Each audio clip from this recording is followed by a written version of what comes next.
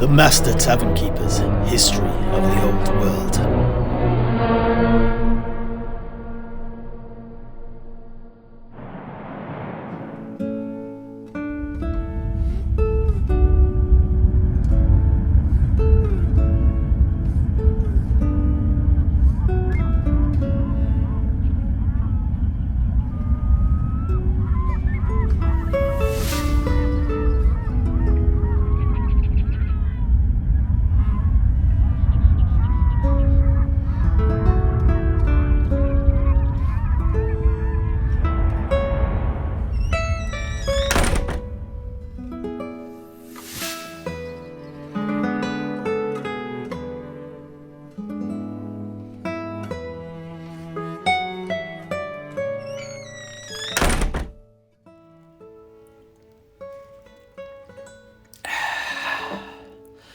That hit the spot.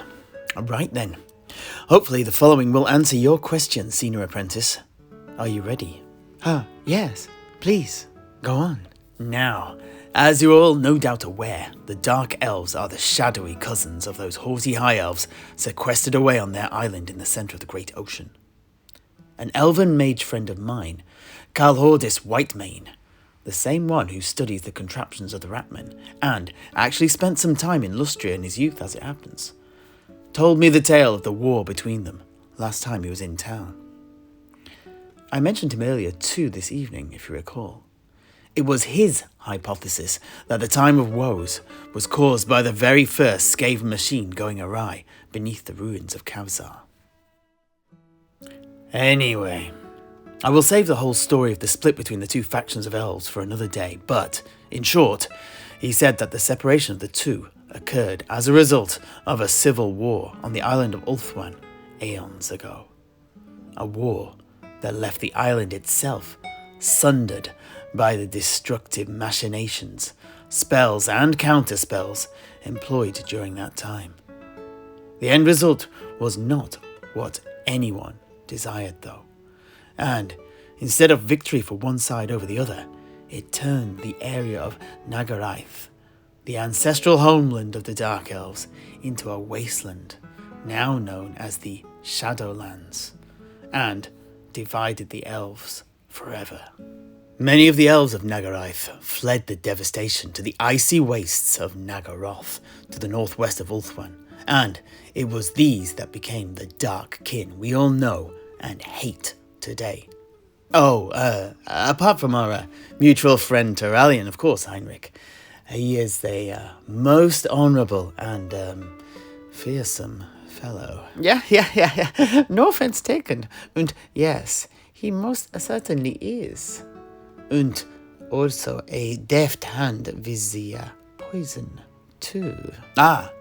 Yes. Well, anyway, I'll just carry on then. Where was I? Yes, I know. So great were the powers unleashed by both sides that it caused the land to be swallowed up by a gigantic tidal wave. However, the Dark Elf mages and sorcerers were in no way daunted by the seemingly world-ending deluge, and as the floodwaters drowned the land about them, they enacted rituals to draw on mighty powers and cast dangerous spells upon their own fortress palaces that resulted in each being shielded from the crushing waters that roiled at their doorsteps.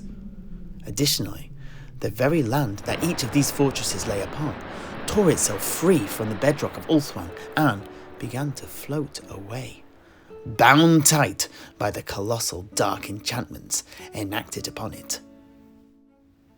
These floating islands became the backbone of what would develop into the Dark Elf fleets, and are now more commonly referred to as Black Arks. The binding spells not only keep them from sinking beneath the waves, but also allow them to be navigated.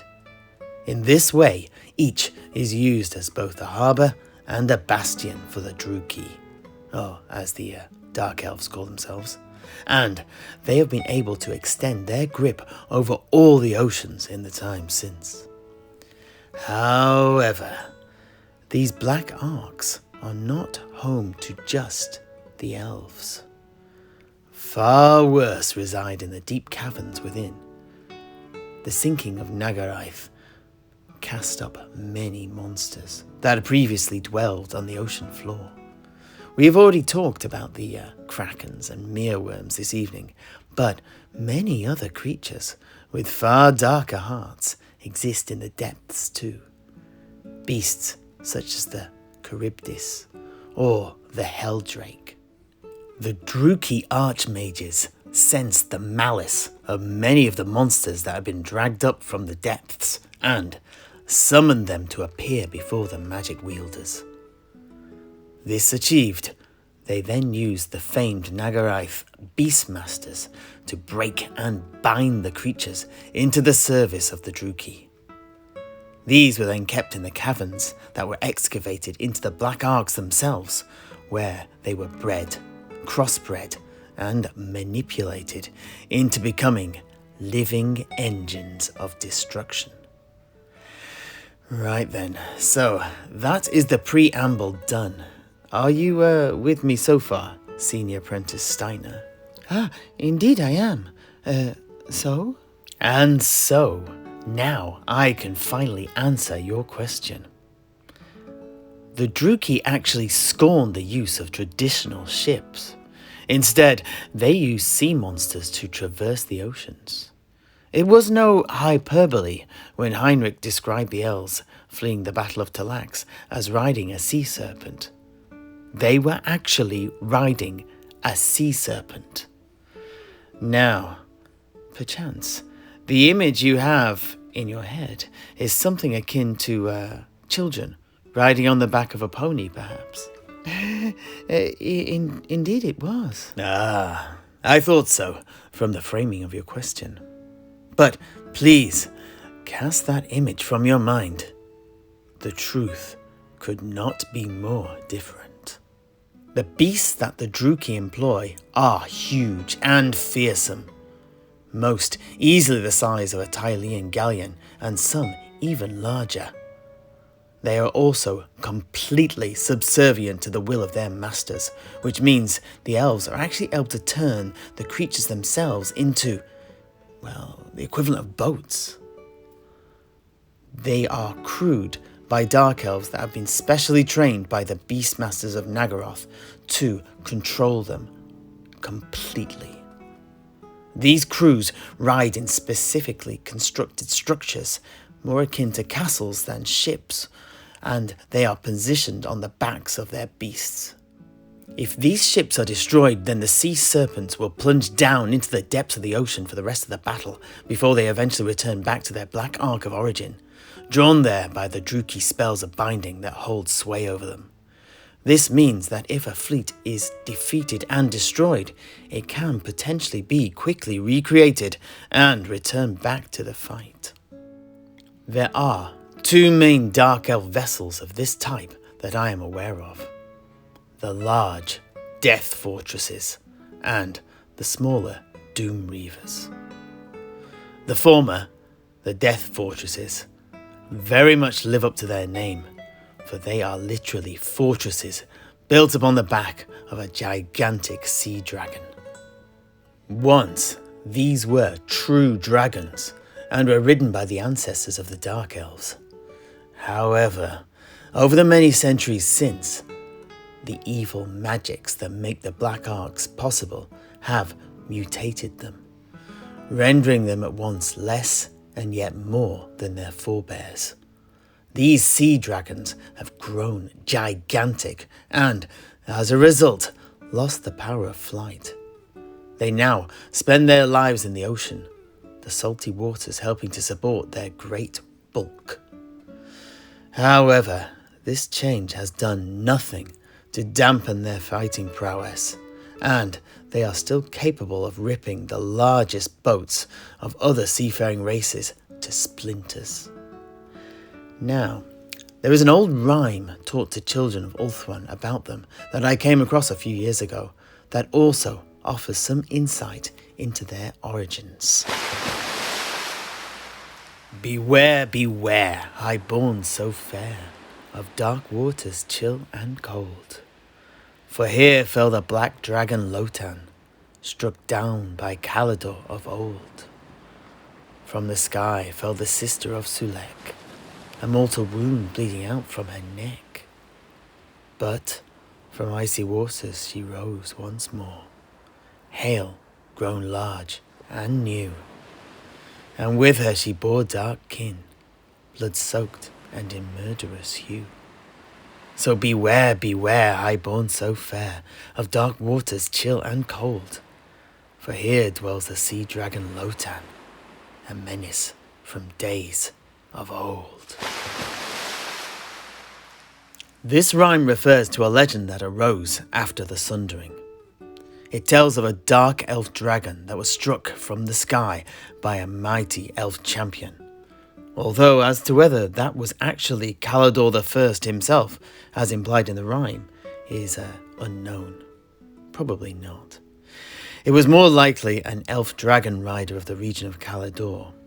Anyway, in this tale, the dragon, called Lotan in the rhyme, was struck down by an elf hero and fell into the sea, where the dark, cooling waters helped heal its wounds and provide refuge from its enemies in the skies above. The story then goes on to say that the sea dragons the dark elves now employ are descended from this beast. Right then, on to the second and more common type of seafaring vessel, known as the Doom Reaver. These are spire-tipped vessels that are pulled by creatures known as Helldrakes. These monsters are superficially akin in form to sea dragons, but they are bred from different stock.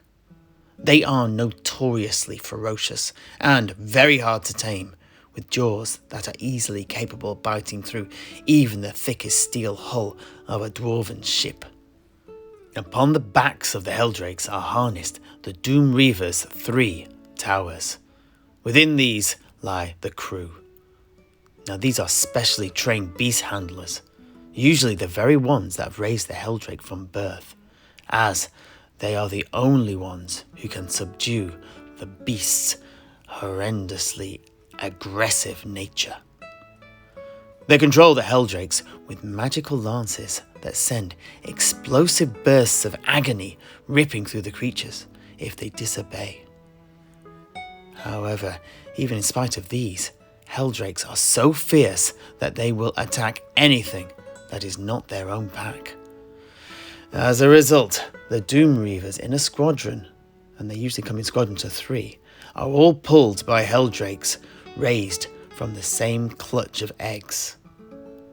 However, this said, they will still sometimes even attack each other in the heat of battle. From what Heinrich told us about the Dark Elf raiding ship that was trying to flee the Lizardman city of Talax with the ill-gotten artifacts, I believe this ship was a Doom Reaver. What do you think, Heinrich? Yeah, that seems to make sense from the way my grandpapa described the encounter. Well then, I think that's enough foreplay. Time to hear about this little naval engagement between Marco's ships and the fleeing Doom Reaver. If you'd be so kind, Heinrich.